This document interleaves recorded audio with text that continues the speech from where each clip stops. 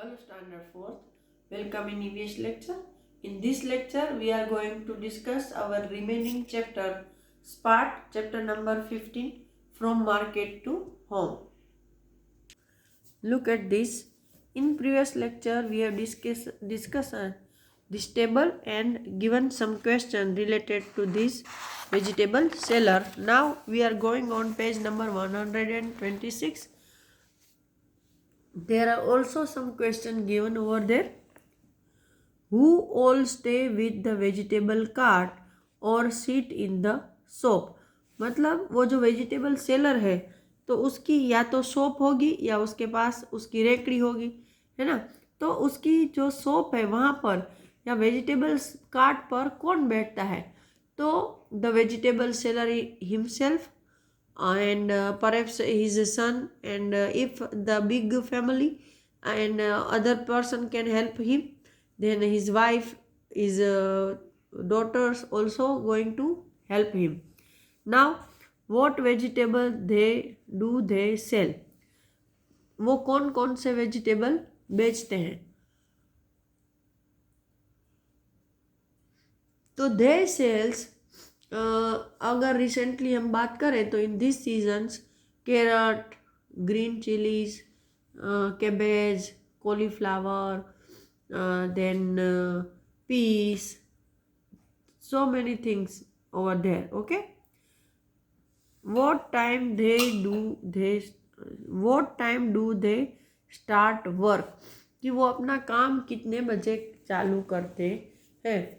तो वो तो हर जो रिटेल वेजिटेबल सेलर है, all the retail vegetable seller should have to go to the wholesale market at in the early morning and collect their vegetables. जैसे इस chapter में हमने देखा कि वो होलसेल मार्केट में जाना पड़ता है, फिर घर पे आके उसको अलग करना पड़ता है ना। अगले दिन की सब्जियां अलग, फ्रेश अलग, तो ये सब इनको भी करना पड़ता होगा। तो उनका काम भी सुबह में जल्दी ही शुरू हो जाता होगा और देर रात तक चलता होगा। For how many hours in the day do they work? कि वो दिन में कितने घंटे काम करते हैं? तो मैंने तो देखा है कि सुबह में से अगर 8 वो जल्दी ही अगर वहाँ पर नहीं जाएंगे तो 6-7 बजे या इससे भी जल्दी 3-4 बजे वो जाते हैं तो उसको सस्ती और अच्छी सब्जियाँ मिल जाती है। तो इसी चैप्टर की तरह उनको भी 4 बजे जाना होता होगा और वो पूरा दिन अपना वेजिटेबल्स का सेलिंग का बिजनेस करते हैं। रात को मैंने देखा है वो जो कार्ट वाले होते हैं वो रात को अभी तो 8 बजे 8:30 बजे घर पे जाते हैं। तो कितने घंटे वो लोग काम करते होंगे सुबह से लेकर शाम तक, रात तक, है ना।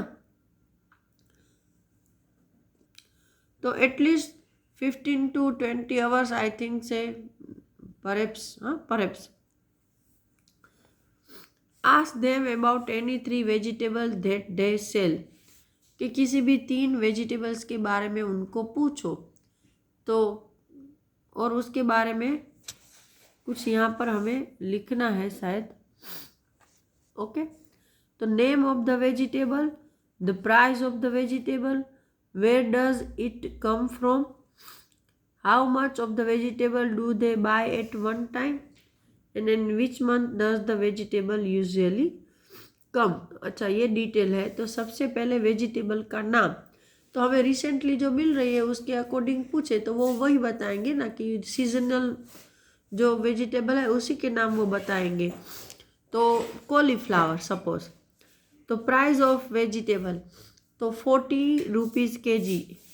Where does it come from farm, in the from the cities farm. हमारे राजकोट में भी यहाँ पर फार्म्स है तो वहाँ से कॉलीफ्लावर आती है। How much of the vegetable do they buy at one time, तो एक बार में वो कितने ऐसे कॉलीफ्लावर खरीदते हैं? तो वो 30-40 किलो तो खरीदते ही होंगे, है ना। 30 kg या ऐसा कुछ, 20 kg। Now in which month does this vegetable usually come, way vegetable कौन से मंथ में आता है? तो ये आता है दिसंबर जनवरी में। Now next vegetable is perhaps we are going to discuss about the spinach. तो स्पिनच है वो, उसकी प्राइस है वो है 5 रुपीज़ में 2 या 3 उसके बंच मिलते हैं। ओके, तो वो कहाँ से आती है? तो कि फ्रॉम द राजकोट्स मार्केटिंग यार्ड से वो लेकर आते हैं। और how much vegetable do they buy at the one time? तो उसकी गठरी आती है कि इतने किलो की गठरी, इतने किलो की गठरी, ऐसे वो लोग खरीदते हैं। And which month? तो स्पिनच भी इसी मंथ में ज़्यादा मिलती है, दिसंबर जनवरी। नेक्स्ट है, तो आप कोई भी वेजिटेबल लिख लो, जैसे अभी रिसेंटली आप देखोगे मार्केट में तो ग्रीन गार्लिक है, कॉलीफ्लावर तो हमने बोल दिया, कैरेट आते हैं, तो कैरेट भी बहुत सारे आते हैं। उसकी प्राइस है तो वो अभी 40 रुपीज़ का केजी आता है। और वो भी वो यार्ड से लाते हैं, और एक साथ वो भी 20-30 किलो लाते हैं, और यही मंथ में वो ज़्यादा मिलते हैं। आप अलग अलग भी लिख सकते हो, जैसे एक आधे वेजिटेबल विंटर का लिखा, एक समर का लिखो, है ना। जैसे समर में बोटल गार्ड बहुत सारे आते हैं तो उसके बारे में। तो now over here our chapter is going to completed and I am going to start your chapter number 16, a busy day, sorry busy month. मतलब बिजी मतलब बहुत ही ज़्यादा व्यस्त, और मंथ मतलब महीना।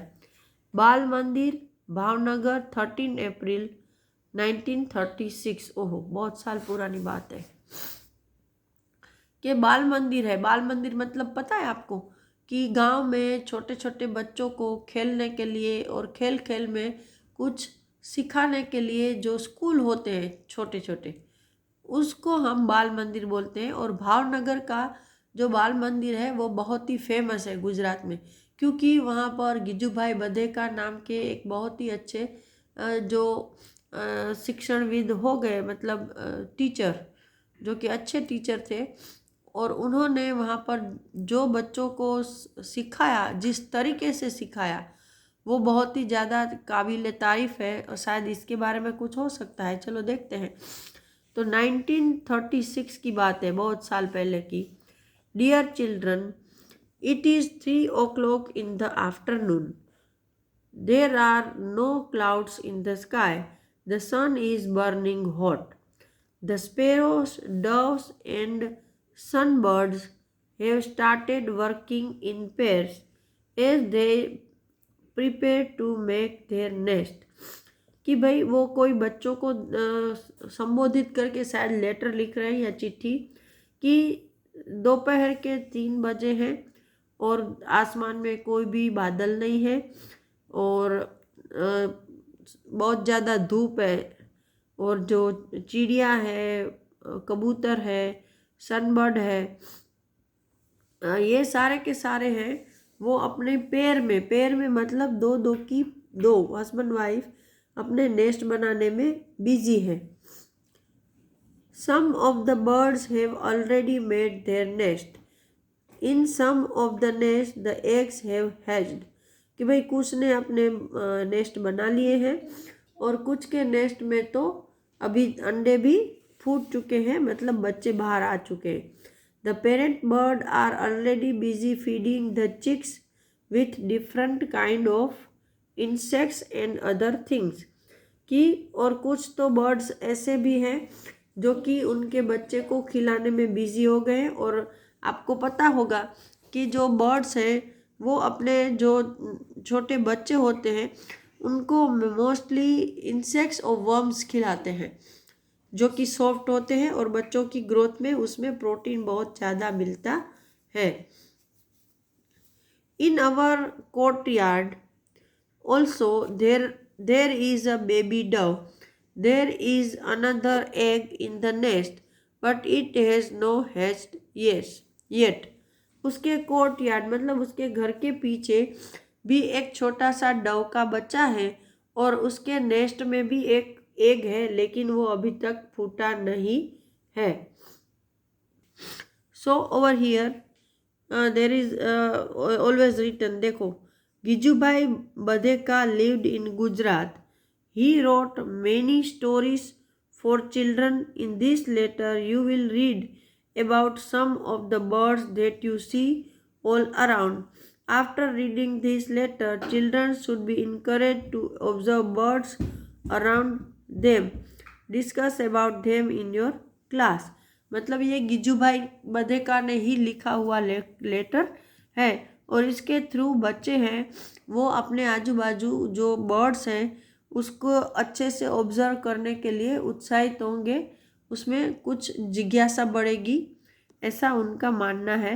तो इसलिए आपको यहाँ ये लेटर दिया गया है. तो इस लेक्चर को मैं यहीं पर ख़त्म कर रही हूँ. अगले लेक्चर में हम आगे का चैप्टर डिस्कस करेंगे. Till that time, good bye children.